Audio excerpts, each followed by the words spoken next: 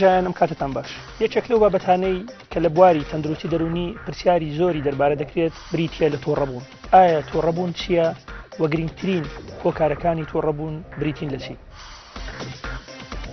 ئایا تۆڕەبوون یەکێکە لە سیفەتە ئاساییەکانی ئادەمیزاد یاخود حاڵەتێکی دەرونی ناتەندروستە و پێویستی بە چارەسەری هەیە؟ ئایا تۆڕەبوون چارەسەری هەیە و ئەگەر چارەسەری هەیە گرنگترین هەنگاوەکانی چارەسەری بریتین لە چی و چۆن زاڵ بین بەسەر هەڵچوون و تۆڕەبووندا؟ ئەم پرسیارانە و چەندین پرسیاری دیکەی تایبەت بە تۆڕەبوون لە بەرنامەی دیادە و دەروون دەخەینە ڕوو. ئێوەی بەڕێزیش دەتوانن لە ڕێگەی ژمارە تەلەفۆنەکانی NRT یاخود لە ڕێگەی ئەدرسی تۆڕی کۆمەڵایەتی فەیسبووکی تایبەت بە بەرنامەی دیادە و دەروون سەرنج و تێبینەکانتان بخەنەوە.